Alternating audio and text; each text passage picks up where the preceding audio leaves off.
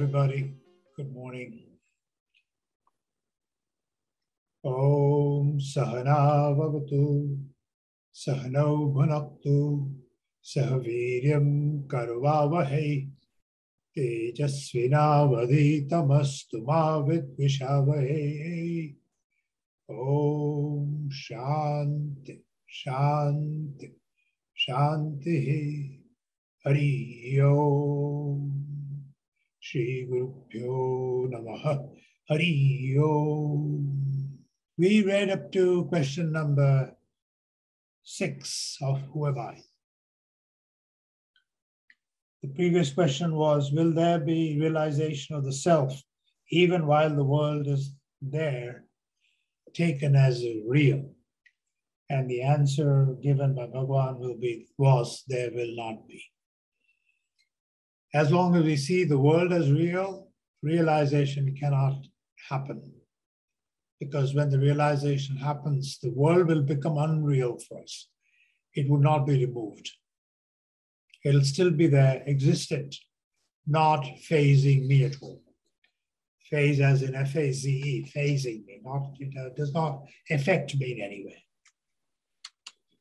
And the next question is why? And we read that also, that just as the seeker sees the rope to be a snake, and unless he comes to that realization that, oh, it was just a rope, it was just a juxtaposition, a fallacy, an erroneous perception on my part that I was seeing the rope as a snake.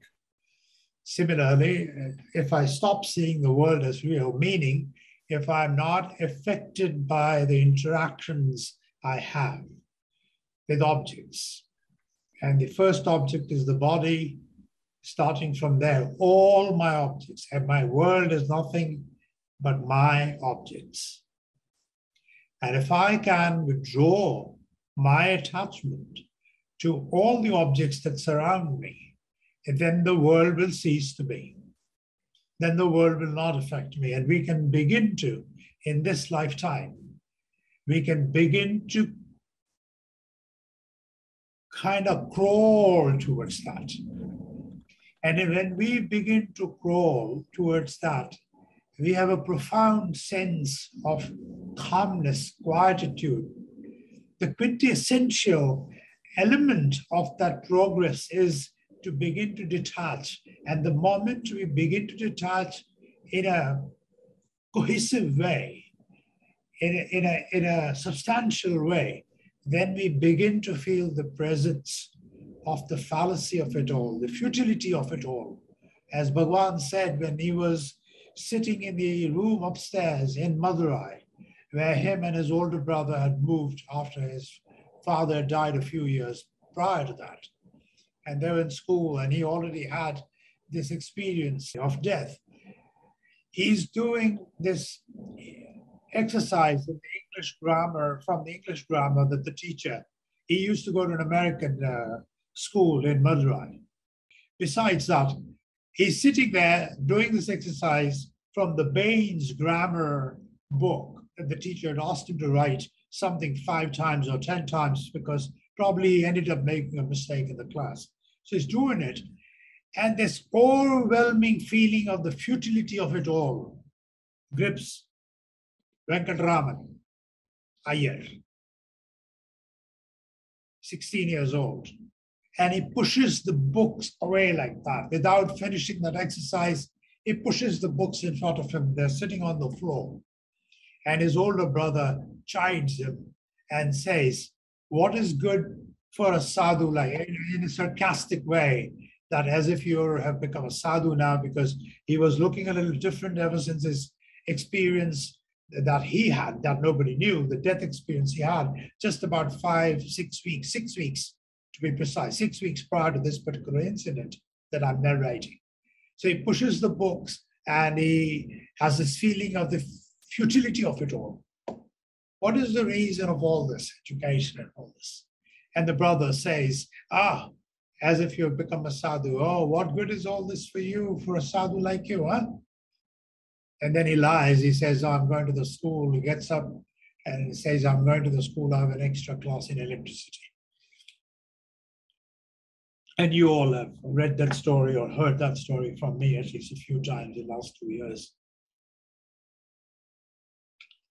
Unless we begin to feel the futility of the world around us, everything around me, and then unless we begin to, we don't come close to this kind of teachings or this vichar mark. So illusory aspect he is revealing here that unless you remove that illusory perception of the world, you cannot be realized. So the next question is very crucial. And now we, from here onwards, 7 onwards, we're getting into the nitty-gritty of the practice, how to really practice it for mortals like us. It'll give us a chance to clarify our own understanding and to really hone it. So the next question, Sri Prakasham Pillai, who was slightly older than Raman Maharshi at that time, asks, when will the world, which is the object, seen? When will the world, which is the object seen, be removed? So the world is the object, no doubt. There's a zillion other objects from it that we absorb. When will it be removed? Will it go away? Will it vanish? Will somebody come and sweep it off? And the answer is, look at the answer. When the mind, which is the cause of all cognition and of all actions, becomes quiescent, the world will disappear. World is not going to physically disappear. This came up in a one-on-one dialogue just probably less than 6 weeks back. Will the world be removed? World will not be removed. World will exactly be like this. I would continue to exist with my cup of tea or coffee and my ailments and my happinesses and my altercations and my perturbations and whatever, and my conflation of everything else. It'll continue. Undoubtedly, I would be so removed and detached from it, it will not affect me. And I can begin to practice this and have a proof of this when I really sincerely, diligently, most truly begin to apply this to my mind and begin to withdraw from my attachments, whether it be the vanity of wearing nice clothes, or whether it be my bank balance, whether it be my children, whether it be whatever whatever we can think about is only our objects. Try it for 5 minutes in quietude. Think what your mind is thinking when you sit in meditation. So unless I come to grips with it, I don't begin to feel my detachment. I don't practice it. I don't consciously practice detachment. And we don't have to force anything. Bhagavan didn't ask us to do these things. Bhagavan said, know just that you are the self. And the point Bandhu is trying to make is that since mortals like us, and if you read the talks, if you read Day by Day with Bhagavan, Devraj Mudaliar wrote it for almost 8-9 years. I mean, that's a compendium of 4 years of dialogues, just as the talks is 4 years of dialogue. If you read Suri Nagamma's letters from Sri Ramanashram, the letter she used to write to her brother, it's also a compendium of dialogue or events taking place in the ashram every day in presence of Bhagavan. So there is a sublime, there's a very purifying, very quietening effect of those readings because it is in the presence of a sage. And yet, all the people who live with Bhagavan still struggle with the same thing that you and I are talking about. That Bhagavan, how do I detach myself? And nobody could probably boldly say, this is how we have to look at our own nature, my own personality. I have to come to grips with it. Once I come to grips with it, and then the detachment begins to unfold.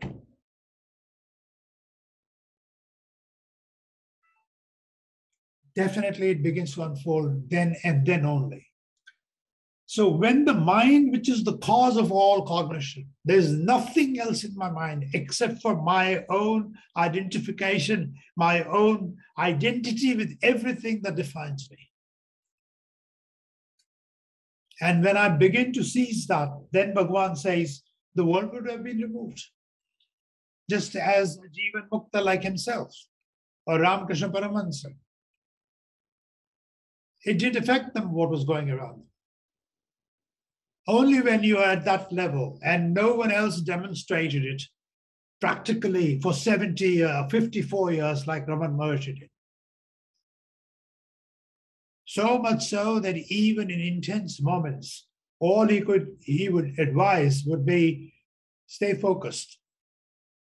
Never took sides with anybody. You think the ashram didn't have the world around it? The ashram had its prapancha surrounding it.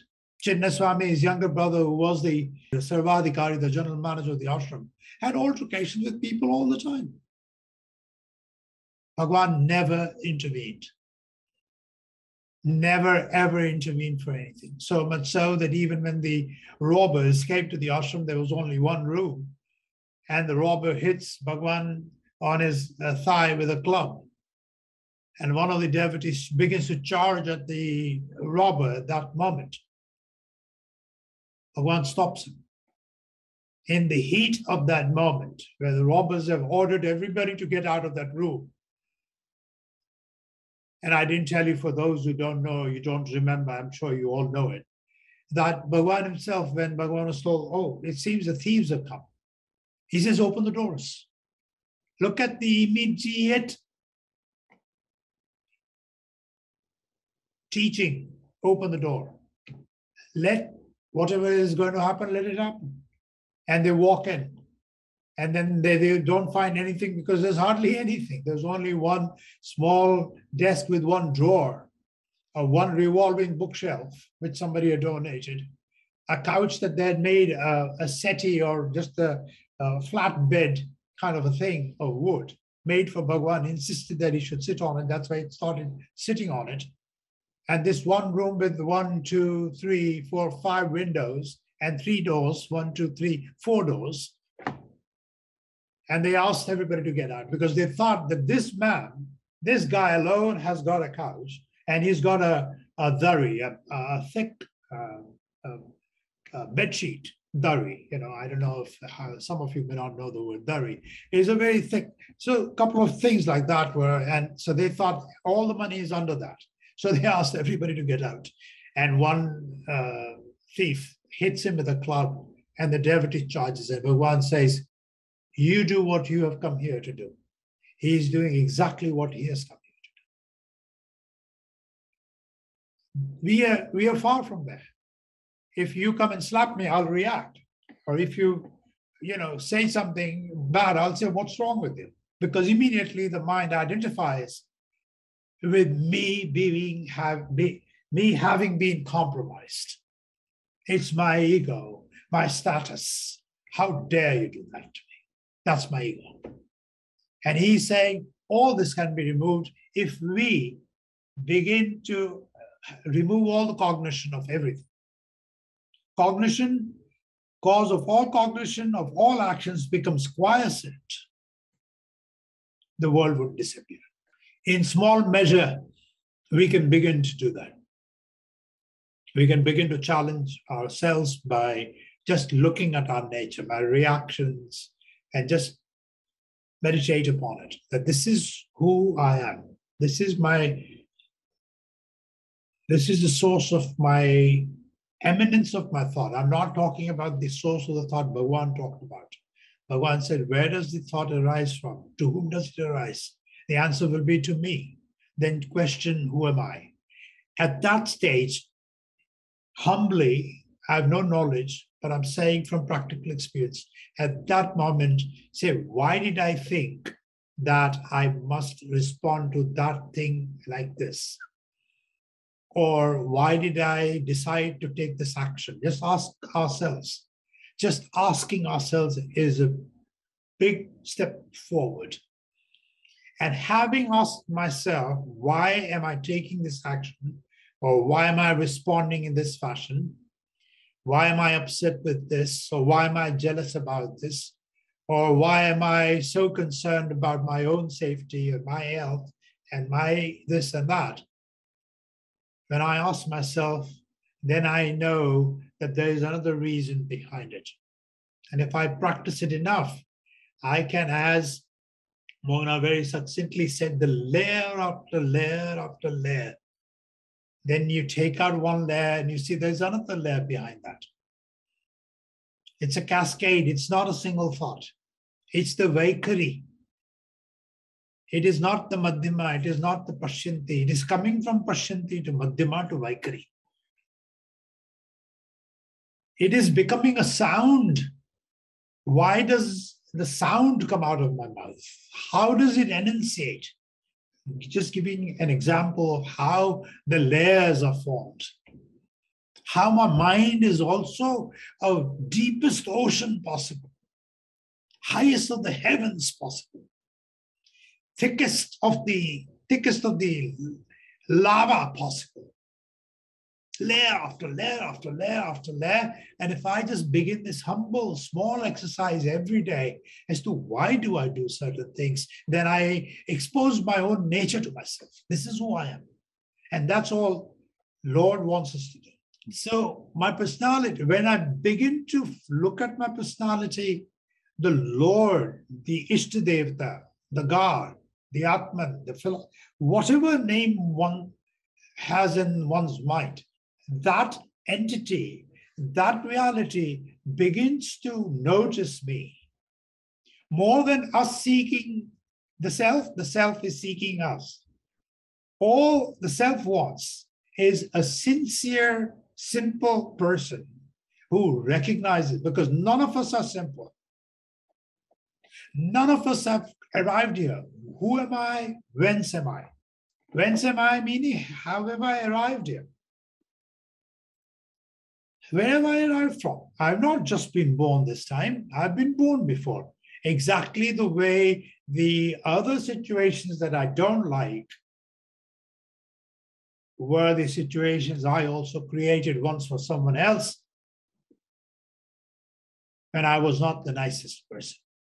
And I've done many, many things like that, even in this life, when I have shown partiality to somebody, when I've shown favor to someone else, when I've sided with someone else for the benefit of something which only if I can peel my layers, then I would know. And that's my nature. And that's when we begin to do that, then the blessings pour in. And they pour in as hardships. That's the test. That can you still stay with me? Because I will remove you from the world. I cannot remove you from the world if I keep giving you more of the worldly things. Our vasanas are very deep. Any comments before we move on to the next question? Namaste, Shweta. Yes, Shweta, go ahead, please. Yeah, I just wanted to say thank you for offering the question of why am I doing this, to kind of uncover the who am I really, because I feel the who am I question is so vast and that there needs some pre-steps or pre-questions to unearth the who am I. So if we're not doing that inquiry with certain poignant questions, it just stays like intellectual or theory almost. And so I feel like it's a more practical question to get to the destination in this way of, why am I doing this? Because the time and energy could get so wasted easily. And even more so in this modern technology world and things. So thank you for offering that. That's helpful for me. Good. Thank you for sharing that. And the more I get pulled towards things that surround me, like modern technology, it's a very good way of stopping ourselves from it. And it happens, it'll come from within. It'll only come from within. It wouldn't come because we are reading a book or we have read it somewhere or we heard about it, or just because we dialogued about it. It'll have to happen from within, and it will happen. Yeah, I feel like it's not modern technology's fault, right? Or any of the noun or the external thing, Yes, right? yes. It's not that it's bad, it's wonderful. Some of the people, I would not know what's going on in their lives if it wasn't for Facebook or something. But it's just, what am I giving attention to or not? And how am I giving it attention to or not? And that's up to me and my choice and how I manage that. So asking that question, why am I doing this, can divert me going toward down a rabbit hole of another 15 minutes on a social media platform or something. That's not necessary when I could be using that 15 minutes to do something more productive to enhance my path. So, yeah. Correct. Yeah, that's very good. And I only use the word modern technology because you had used it, but I'm not saying only modern technology. Anything, even simple acts of charity, just to not to digress, but even simple acts of charity. We don't need to send from here out there. We can look around, and there's enough opportunity for us to do charity exactly around where I live. And that's the best charity. Look at the world around me of other animals, birds, poor people, and many other opportunities I can get even every day that I can extend myself. And I turn the other eye, I turn away from it, or I don't listen to it, but no, I could. And society is always going to come up with newer things. That's the nature of the jagat. That's the nature of dunya. That's the nature of prapancha. It will always create multiplicity. I have to withdraw from it. I have to not be attached to it again and form yet another layer in this life, which will then become the next vasana, for it to get to the stage of prarabdha, for me to be born again and again and again and again, to keep to either try to wash it or keep accumulating. Majority of the people, like ourselves, are accumulating more stuff. We have not started the exit route. We are very much into the world. And the exit route is the reverse route. So the next question he asks, Shiv Prakashan below, what is the nature of the mind? What is called mind is a wondrous power. I'm reading Bhagwan's answer. Some of you have it in front of you if you do. What is called mind is a wondrous power residing in the self. It causes all thoughts to arise. Apart from thoughts, there is no such thing as mind. Therefore, thought is the nature of mind. Apart from thoughts, there are no independent entity called the world. In deep sleep, there are no thoughts, and there is no world. In the stage of waking and dream, there are thoughts, and there is a world also. Just as the spider emits the thread of the web out of itself and again withdraws it into itself, likewise, the mind projects the world out of itself and again resolves it into itself. When the mind comes out of the self, the world appears. Therefore, when the world appears to be real, the self does not appear. And when the self appears or shines forth, the world does not appear. When one persistently inquires into the nature of the mind will end, leaving the self as the residue. What is referred to as the self is the Atman. The mind always exists, only in dependence on something gross. It cannot stay alone. It is the mind that is called the subtle body or the soul, the jiva. Here the soul basically is jiva, up. What is the mind? He says the nature of the mind is thoughts. We discussed this in Updesh Saram, if you recall, verse number 17. Manasam tu kim margane krite naiva manasam marga arjavat. When I inquire into the nature of my mind, I find out that mind is not anything but a bundle of thoughts. Mind is no entity by itself. Mind is not an organ. Mind is not anything at all for me to cognize it with, except with my thoughts. Other than my thoughts, there's nothing there. That is the nature of the mind. Mind is thoughts, thoughts, thoughts, thoughts, thoughts. All about me, about me, about me, about me. Even when I think it's not about me, I have to be very careful when I'm doing something, as we just talked, of trying to extend myself to others. I have to detach my ego of that accomplishment, which is the higher step of not taking credit for it or not taking discredit for it. And I've struggled with this whenever I thought many times as to, oh, I did that wrong. It came very slowly that it was destined to be that way. And therefore, not to persecute ourselves about it, to detach from that. This is a very well explained answer here. Any comments here about the self, about the thoughts? The mind is the problem. That's it. Once we begin to realize that, then we can begin to control our thoughts and not own them.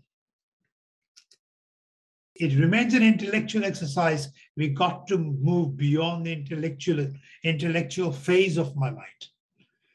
My mind was always told, I got accolades when I was a kid. Oh, you did such a good thing. And nothing wrong with it, but that's the way the human race is. The mind was supposed to be focused on self-inquiry, self-realization. The mind, from so many previous births, has been misdirected in a direction of achievement, worldly achievements.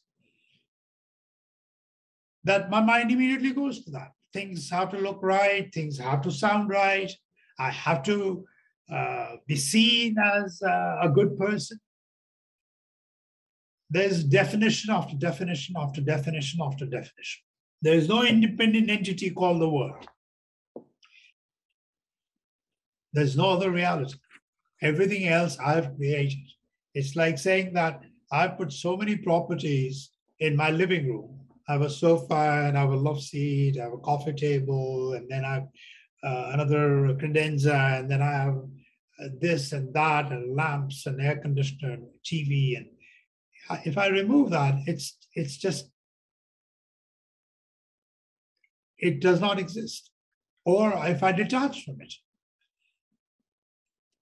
completely detach from things, drop our definitions, drop our possessions, slowly, ever so slowly, even then that's good.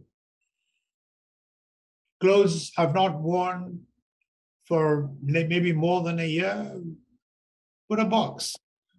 This came up one-on-one one time, and put a box there and start putting stuff that we haven't used. And see how we can be detached from it. How many times we say, no, maybe I can wear it. How many times? That's our attachment. That is our problem of the mind, always looking at objects, defining things by the definitions of things around me and not detaching from it. And Bhagavan is saying here very clearly, the self does not appear. When the self appears, the world does not appear. And then when the world appears, the self does not. So how can I be self-realized if I continue to attach myself with the worldly things around me, which I've done ever since I was a little infant? And I did that in the previous birth and previous birth and previous to previous births. And here's a sage who's telling us, move your direction into the other side, to the other side, and remove your avran, your costumes, one by one by one. No doubt he always used to say, why haven't you realized yet? Because he thought if he were absolutely Atmanist, meaning self-abiding, completely self-abiding, like some people may have been there, we don't know, like he himself was born because of that prarabdha, that from the time that he had his death experience, when he was 16, he never wavered. Never ever, that intensity of realization never waned, even for a day, as I've said so many times in the past.